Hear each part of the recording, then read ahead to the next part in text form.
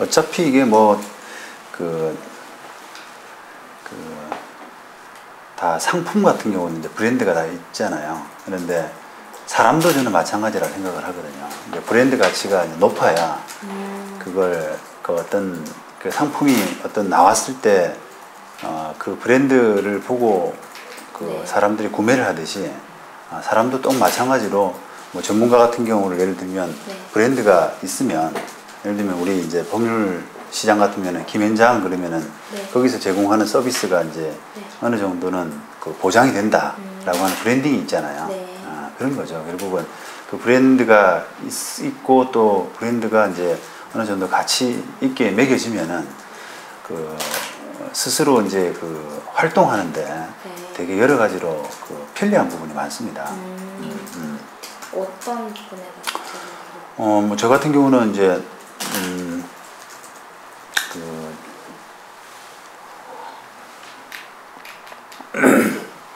최광석 하면 이제 네. 부동산 변호사 이런 걸로 자리 매김하고 싶다라는 네. 생각을 이제 처음부터 많이 해왔거든요. 그래서 결국은 이 어떤 부동산에 관련된 법률 문제가 생겼을 때 딱 사람들이 나를 떠올리고 나를 찾아오게끔 하는 게 결국은 브랜드 아닙니까? 네. 그런 게 이제 뭐 특히 이제 우리 전문가의 그 네임밸류라든지 전문가의 평판 또는 전문가의 뭐 됨됨이 이런 부분들은 나타나 있는 게 아니라서 네. 사람들이 잘 몰라요. 그러니까 이게 뭐 물건 같으면은 네. 그 뭐 스펙을 보고 뭐 이렇게 사양이나. 사양이나 이런 것들을 보고 비교하고 이게 뭐 품질에 비해서 비싸다 이렇게 따질 수 있지만은 네. 사람의 전문가의 서비스라는 것은 기본적으로 그런 스펙이 나와 있지가 않습니다. 네. 그래서 나타나 있는 게 시장에서 뭔가 이렇게 선택을 할 때 그 사람의 서비스를 선택을 할 때 나와 있는 도움이 될 만한 이런 부분들이 극히 적어요. 네. 그러다 보니까 그 사람의 기본적인 브랜드, 평판 네. 이런 것들이 더 아무래도 선택을 할 때 중요하게 생각이 되는 거죠. 물건보다도 더. 손을 먼저 알리고 해야. 그러면 저희가 이번에 이 기사를 쓸 때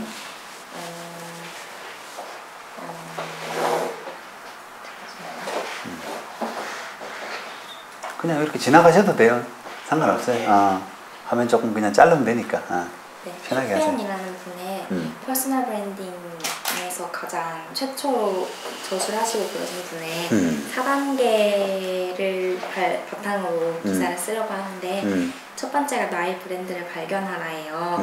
근데 저도 이제 찾아봤더니 최광석 변호사님 하면 아까 말씀하셨듯이 뭐 부동산 변호사 이렇게 많이들 그렇게 표현하고 계시더라고요. 네, 그렇지만 한 번 더 변호사님의 입으로 수많은 변호사분들이 계시잖아요. 네. 여기만 해도 법무법이 많더라고요. 근데 그 중에서도 자신만의 강점이나 전문 분야가 무엇이라고 생각하시는지 그래서 한 번 더 말씀해 주시면. 네.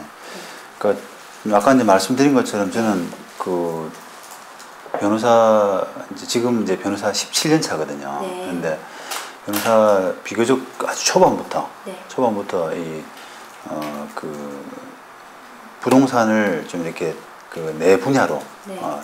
그러니까 부동산 하면 최광석 이렇게 네. 할 수 있도록 네. 노력을 많이 해왔습니다. 근데 사실은 이제 우리가 정식 법조인이 되기 전에 연수원 때부터 네. 시험 합격하고 사법연수원을 가는데 그때부터도 가장 우리 화두가 전문화였거든요. 그러니까 우리가 전문가이지만 아직 전문화가 덜 된 사람들이라고 스스로들 많이 생각을 해요. 그러니까 전문화가 되지 않으면 생존할 수가 없다. 그냥 전문가라는 그 타이틀만 가지고 뭐 이것저것 다 일을 다 해가지고는 나중에 전문가로서 이렇게 생존할 수 없다라고 하는 그런 생각들이 되게 절박했거든요. 그런데 막상 이제 사회 나와 보니까 뭐 제가 생각하기에는 조금 전문가로 노력하는 또는 자기 브랜드를 이렇게 만들어가는 그런 노력들이 좀 부족하더라고요, 저는. 근데 그게 이제 많은 대부분 전문가들이 이제 지금은 변호사가 굉장히 어렵다라고 하는 게 네. 많이 이렇게 그 우리 공감이 돼 있잖아요. 사람들도 변호사가 좀 어려워한다. 뭐 또 마찬가지로 종사하는 변호사들은 더더욱 그렇죠. 네. 정말 어렵거든요. 근데 제가 변호사 이제 시작할 때만 하더라도 그때는 괜찮았어요. 좀 먹고 살기가. 그래서 굳이 그렇게 뭐 꼭 한 분야를 막 나거나 뭐 꼭 전문 분야를 찾거나 그러지 않더라도 이렇게 들어오는 사건만 가지고 이것저것 하더라도 충분히 이렇게 좀 대부분은 다 그 사무실 유지도 가능하고 뭐 이렇게 벌이도 괜찮았던 편이었는데 그게 제 판단할 때는 조만간 이제 그런 좋은 시절이 갈 것이다. 그래서 곧 이제 전문화되지 않으면 어려운 그 상황이 올 것이다라고 하는 부분이 저는 조금 이렇게 절박하게 와닿더라고요. 그때부터. 네, 그래서 변호사 비교적 초반부터 조금 이게 부동산이라고 하는 그거를 염두에 두고 계속 거기에 노력을 해왔죠. 네. 근데 그렇게 왜 하필 부동산 분야셨는지 왜냐면 자신만의 강점을 아는 게 사실 퍼스널 브랜딩에서 가장 중요하다고 생각하는데 네, 어떻게 그런 경로나 방법이 어떻게 되셨는지. 그러게요. 그게 지금 이제 이야기했던 자기의 그 재능을 이제 정하는 네. 그게 사실은 제일 1단계거든요. 네. 저도 이제 그걸 아까 뭐 외국분 이야기를 하셨는데 네. 나는 그게 잘 몰라요, 사실. 그런데 네. 그 후배 변호사들이 이제 그 진로에 대해서 네. 그 자문을 하면 네. 후배들로부터 받으면은 제일 먼저 하는 이야기가 사실은 네. 그 자기 진로, 자기 적성이 뭐고 또 자기 재능이 뭐냐, 어떤 분야의 재능이 있냐 하는 부분을 먼저 조금 이렇게 정해야 된다라고 이야기를 항상 하게 되거든요. 네. 그런데 그게 사실 제일 중요하죠. 딱 가장 기초 부분이고. 그런데 네. 저 같으면은 그게 조금 뭐 다행일 수도 있는 것이 네. 별로 재능이 없었어요. 취미도 없었고.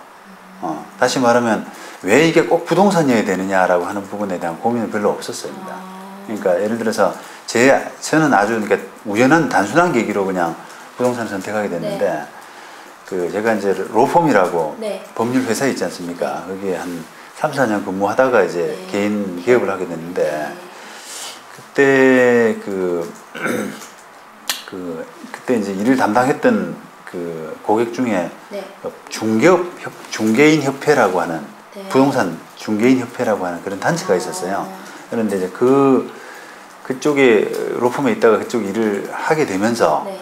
이게 부동산 중개 쪽이니까 이제 나도 나와서 그냥 좀 하던 일을 이어가지고 해야겠다라는 차원에서 그냥 부동산을 분야로 이제 선택을 한 거거든요. 그러니까 별 고민 없이 네. 그냥 부동산 선택은 아주 그냥 단순하게 했던 겁니다.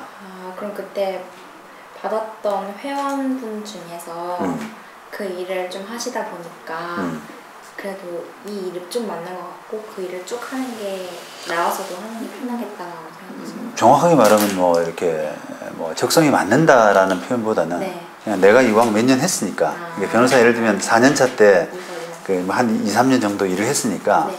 그냥 조금 편했던 거죠. 뭐 나와서 하면 이어서 하면. 그럼 혹시 막 이런 부동산 이런 쪽보다 더 잘하실 수 있는 거를 찾으실 의향은 없으신가요? 그러니까 지금은 이제 시기를 이미 놓쳤죠. 제가 이제 17년 차니까 벌써. 네. 그래서 사실은 이게 이제 호기심이 강한 사람들은 네.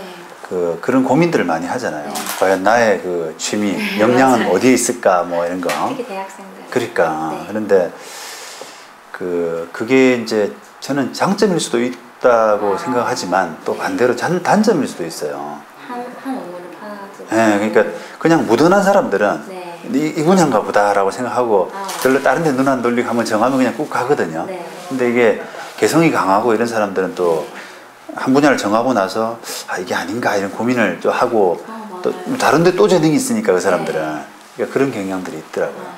근데 그거는 자기 스스로를 좀 봐야 되지 않나 정확하게.